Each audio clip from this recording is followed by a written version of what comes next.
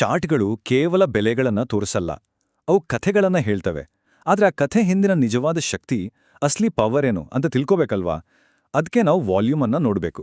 ಯಾಕಂದ್ರೆ ವಾಲ್ಯೂಮ್ ಮಾರುಕಟ್ಟೆಯ ಪ್ರತಿಯೊಂದು ಮೂವ್ ಹಿಂದಿನ ಇಂಟೆನ್ಷನ್ ಏನು ಅಂತ ಬಯಲುವಾಡುತ್ತೆ. ಬನ್ನಿ, ಈ ತುಂಬಾನೇ ಇಂಪಾರ್ಟೆಂಟ್ ಕಾನ್ಸೆಪ್ಟ್ ಬಗ್ಗೆ ಮಾತಾಡೋಣ. ಈ ಮಾತನ್ನ ಸ್ವಲ್ಪ ಗಮನ ಕೊಟ್ಟು ಕೇಳಿ.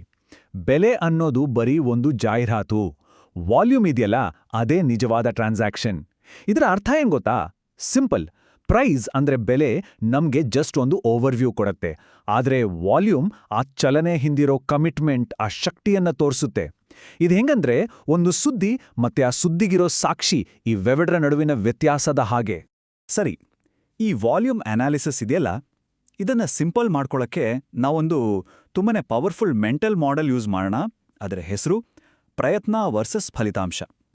ಇಲ್ಲಿ ಪ್ರಯತ್ನ ಅಂದ್ರೆ ಮಾರುಕಟ್ಟೆಯಲ್ಲಿ ಹಾಕಿರೋ ಎನರ್ಜಿ, ಮತ್ತು ಫಲಿತಾಂಶ ಅಂದ್ರೆ ಅದರಿಂದ ಬೆಲೆಯಲ್ಲಿ ಆದ ಬದಲಾವಣೆ. ನಾವು ಮುಂದೆ ಮಾತಾಡೋ ಪ್ರತಿಯೊಂದು ವಿಷಯಕ್ಕೂ ಇದೇ ಫೌಂಡೇಶನ್. ಹಾಗಿದ್ರೆ ಈ ಫ್ರೇಮ್ವರ್ಕ್ನ ಎರಡೂ ಭಾಗಗಳನ್ನ ಸ್ಪಷ್ಟವಾಗಿ ಅರ್ಥ ಮಾಡ್ಕೊಳ್ಳೋಣ. ಮೊದಲನೇದು, ಪ್ರಯತ್ನ ಅಂದ್ರೆ ವಾಲ್ಯೂಮ್, ಅಂದ್ರೆ ಮಾರುಕಟ್ಟೆಯಲ್ಲಿ ಎಷ್ಟು ದುಡ್ಡು, ಎಷ್ಟು ಎನರ್ಜಿ ಖರ್ಚಾಗಿದೆ ಅನ್ನೋದು. ಇನ್ನು ಫಲಿತಾಂಶ ಅಂದ್ರೆ ಪ್ರೈಸ್ ಕ್ಯಾಂಡಲ್, ಅಂದ್ರೆ ಅಷ್ಟು ಪ್ರಯತ್ನಕ್ಕೆ ಬೆಲೆ ಎಷ್ಟು ದೂರ ಹೋಯ್ತು ಅನ್ನೋದು. ಈ ಕಾನ್ಸೆಪ್ಟ್ ಇನ್ನೂ ಸಿಂಪಲ್ ಆಗಿ ಅರ್ಥ ಆಗೋಕೆ ಒಂದು ಕಾರ್ ಅನಾಲಜಿ ತಗೊಳ್ಳೋಣ. ಯೋಚನೆ ಮಾಡಿ, ಒಂದು ಕಾರ್ನ ಬೆಟ್ಟದ ಮೇಲೆ ಓಡಿಸ್ತಾ ಇದ್ದೀವಿ. ನಾವು ಗ್ಯಾಸ್ ಪೆಡಲ್ ಮೇಲೆ ಎಷ್ಟು ಒತ್ತಡ ಹಾಕ್ತೀವಿ ಅನ್ನೋದು ಪ್ರಯತ್ನ.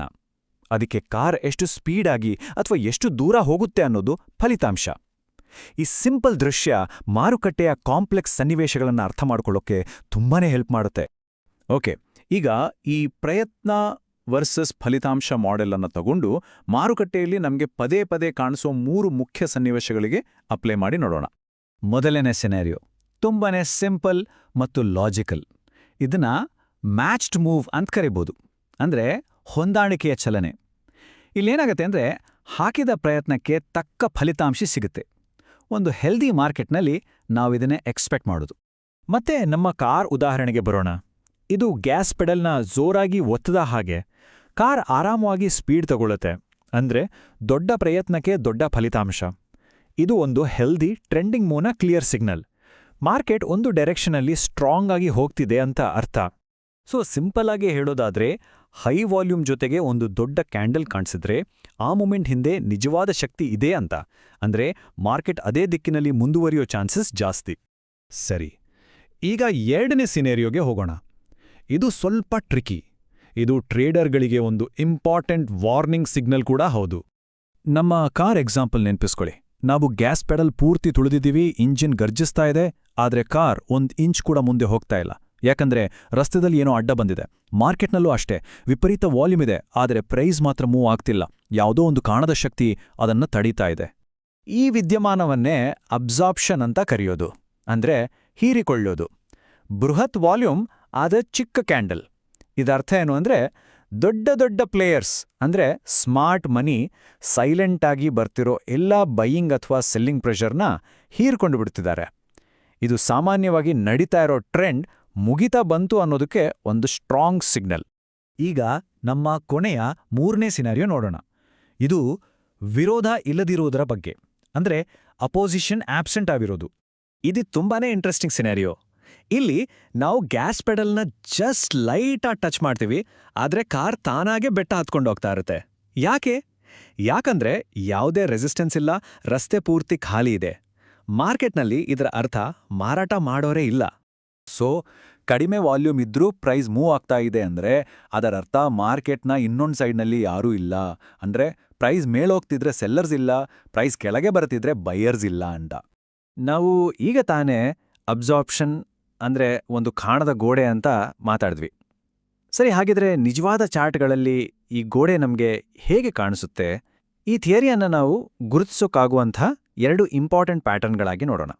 ನೋಡಿ, ಈ ಅಬ್ಸಾರ್ಪ್ಷನ್ 2 ರೀತಿ ಕಾಣಿಸ್ಕೊಳ್ಳುತ್ತೆ.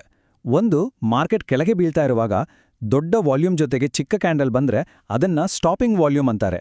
ಅಂದ್ರೆ ಸ್ಮಾರ್ಟ್ ಮನಿ ಭಯದಿಂದ ಮಾರಾಟ ಮಾಡ್ತಿರೋರ ಹತ್ರದಿಂದ ಎಲ್ಲವನ್ನೂ ಖರೀದಿ ಮಾಡ್ತಿದೆ. ಇನ್ನೊಂದು, ಮಾರ್ಕೆಟ್ ಮೇಲೆ ಹೋಗ್ತಾ ಇರುವಾಗ ದೊಡ್ಡ ವಾಲ್ಯೂಮ್ ಬಂದು ಪ್ರೈಸ್ ಮೂವ್ಮೆಂಟ್ ನಿಂತು ಹೋದ್ರೆ ಅದನ್ನ ಬೈಯಿಂಗ್ ಕ್ಲೈಮ್ಯಾಕ್ಸ್ ಅಂತಾರೆ. ಇಲ್ಲಿ ಸ್ಮಾರ್ಟ್ ಮನಿ ತಮ್ಮ ಹತ್ರ ಇರೋದನ್ನ ಉತ್ಸಾಹದಿಂದ ಖರೀದಿ ಮಾಡ್ತಿರೋರಿಗೆ ಮಾರಾಟ ಮಾಡಿ ಲಾಭ ಮಾಡ್ಕೊಳ್ತಿದ್ದಾರೆ. ಇಲ್ಲಿವರೆಗೂ ನಾವು ಒಂದೇ ಕ್ಯಾಂಡಲ್ನಲ್ಲಿರೋ ಪ್ರಯತ್ನ, ಆದರೂ ಫಲಿತಾಂಶ ನೋಡಿದ್ವಿ. ಆದರೆ ಈ ರಿಲೇಷನ್ಶಿಪ್ಪು ಟೈಮ್ ಜೊತೆಗೆ ಚೇಂಜ್ ಆದ್ರೆ ಏನಾಗುತ್ತೆ? ಅಂದ್ರೆ ಪ್ರೈಸ್ ಒಂದು ಕಥೆ ಹೇಳ್ತಿದೆ, ಆದರೆ ವಾಲ್ಯೂಮ್ ಅದಕ್ಕೆ ತದ್ವಿರುದ್ಧವಾದ ಕಥೆ ಹೇಳ್ತಿದೆ. ಆಗ ಇದನ್ನೇ ವಾಲ್ಯೂಮ್ ಡೈವರ್ಜೆನ್ಸ್ ಅಂತ ಕರೆಯೋದು. ಇದು ಮಾರ್ಕೆಟ್ ಕೊಡುವ ಒಂದು ಬಹುಮುಖ್ಯವಾದ ವಾರ್ನಿಂಗ್ ಸಿಸ್ಟಮ್. ಒಂದು ರಾಕೆಟ್ ಬಗ್ಗೆ ಯೋಚನೆ ಮಾಡಿ. ಅದು ಮೇರೆ ಹೋಗ್ತಾ ಹೋಗ್ತಾ ಅದರ ಫ್ಯೂಯಲ್ ಖಾಲಿಯಾಗುತ್ತೆ, ಅದರ ಶಕ್ತಿ ಕಮ್ಮಿ ಆಗುತ್ತೆ, ರಾಕೆಟ್ ನಿಧಾನ ಆಗುತ್ತೆ, ಕೊನೆಗೆ ಕೆಳಗೆ ಬೀಳುತ್ತೆ. ಈ ರಾಕೆಟ್ ಅನಾಲಜಿ ಒಂದು ಟ್ರೆಂಡ್ ಹೇಗೆ ತನ್ನ ಸ್ಪೀಡ್ ಕಳ್ಕೊಳ್ಳುತ್ತೆ ಅನ್ನೋದನ್ನ ಪರ್ಫೆಕ್ಟಾಗಿ ಹೇಳುತ್ತೆ. ಪ್ರೈಸ್ ಹೊಸ ಹೈ ಮಾಡ್ತಾ ಇದ್ರೂ ಅದರ ಹಿಂದಿನ ಶಕ್ತಿ ಅಂದ್ರೆ ವಾಲ್ಯೂಮ್ ಕಡಿಮೆ ಆಗ್ತಾ ಹೋಗುತ್ತೆ. ನೋಡಿ, ಒಂದು ಹೆಲ್ದಿ ಟ್ರೆಂಡ್ ಅಂದ್ರೆ ಪ್ರೈಸ್ ಮತ್ತೆ ವಾಲ್ಯೂಮ್ ಎರಡೂ ಒಟ್ಟಿಗೆ ಮೇಲೆ ಹೋಗೋದು, ಎರಡೂ ಅಗ್ರಿ ಮಾಡ್ತವೆ. ಆದರೆ ಡೈವರ್ಜೆನ್ಸ್ನಲ್ಲಿ ಅವು ಡಿಸ್ಅಗ್ರಿ ಮಾಡ್ತವೆ. ಅಂದ್ರೆ ಬೆಲೆ ಹೊಸ ಹೈ ಮಾಡ್ತಾ ಇರುತ್ತೆ, ಆದರೆ ವಾಲ್ಯೂಮ್ ಮಾತ್ರ ಕೆಳಗೆ ಬರ್ತಾ ಇರುತ್ತೆ. ಅಂದ್ರೆ ನಿಜವಾದ ಶಕ್ತಿ ಕಡಿಮೆ ಆಗ್ತಿದೆ. ಇದು ಒಂದು ವಾರ್ನಿಂಗ್ ಬೆಲ್. ಟ್ರೆಂಡ್ನ ಫ್ಯೂಲ್ ಖಾಲಿಯಾಗಿದೆ, ಯಾವುದೇ ಕ್ಷಣದಲ್ಲಿ ರಿವರ್ಸ್ ಆಗ್ಬೋದು ಅನ್ನೋದರ ಸೂಚನೆ. ಸರಿ, ಈಗ ಒಂದು ತುಂಬನೇ ಇಂಪಾರ್ಟೆಂಟ್ ವಿಷಯ. ವಾಲ್ಯೂಮ್ ಓದುವಾಗ ತುಂಬಾ ಜನ ಮಾಡೋ ಒಂದು ದೊಡ್ಡ ತಪ್ಪನ್ನ ಸರಿಪಡಿಸೋಣ. ಇದು ಬಹಳ ಕಾಮನ್ ಆಗಿರೋ ಮಿಸ್ಅಂಡರ್ಸ್ಟ್ಯಾಂಡಿಂಗ್. ಈ ಪ್ರಶ್ನೆನ ಸ್ವಲ್ಪ ಯೋಚನೆ ಮಾಡಿ. ಈ ಹಸಿರು ಮತ್ತು ಕೆಂಪು ವಾಲ್ಯೂಮ್ ಬಾರ್ಗಳಿರ್ತಾವಲ್ಲ, ಅವು ನಿಜವಾಗ್ಲೂ ಏನನ್ನ ಹೇಳ್ತವೆ?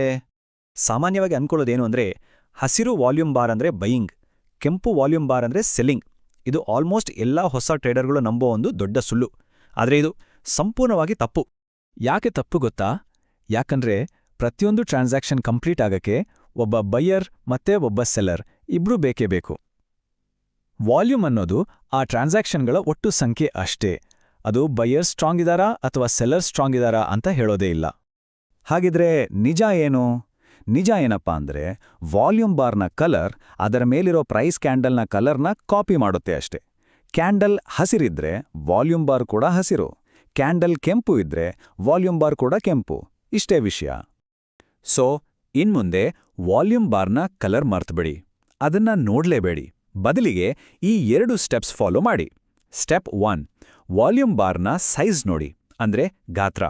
ಇದು ನಮ್ಮ ಪ್ರಯತ್ನ. ಸ್ಟೆಪ್ 2, ಆ ಕ್ಯಾಂಡಲ್ ಎಲ್ಲಿ ಕ್ಲೋಸ್ ಆಯ್ತು ಅಂತ ನೋಡಿ. ಇದು ನಮ್ಮ ಫಲಿತಾಂಶ. ಈ ಎರಡನ್ನೂ ಜೋಡಿಸಿದಾಗ ನಿಮಗೆ ಅಸಲಿ ಕಥೆ ಅರ್ಥ ಆಗತ್ತೆ. ಒಂದು ಮಾತು ನೆನ್ಪಿಡಿ, ಪ್ರೈಸ್ ಅಂದ್ರೆ ಬೆಲೆ ಕೆಲವೊಮ್ಮೆ ನಮ್ಮನ್ನು ಮಿಸ್ಲೀಡ್ ಮಾಡ್ಬೋದು. ಆದರೆ ವಾಲ್ಯೂಮ್ ಅದು ಯಾವಾಗ್ಲೂ ಮಾರುಕಟ್ಟೆಯ ಸತ್ಯವನ್ನೇ ಹೇಳುತ್ತೆ. ಅದು ಮಾರ್ಕೆಟ್ನ ಟ್ರೂತ್ ಸೀರಮ್ ಇದ್ಹಾಗೆ. ಒಮ್ಮೆ ವಾಲ್ಯೂಮ್ನ ಸರಿಯಾಗಿ ಅರ್ಥ ಮಾಡ್ಕೊಂಡ್ರೆ ಆಮೇಲೆ ಕೇವಲ ಗೆಸ್ ಮಾಡೋದನ್ನ ಬಿಟ್ಟು ಮಾರುಕಟ್ಟೆಯನ್ನು ನಿಜವಾಗ್ಲೂ ಓದೋಕ್ ಶುರು ಮಾಡ್ತೀವಿ.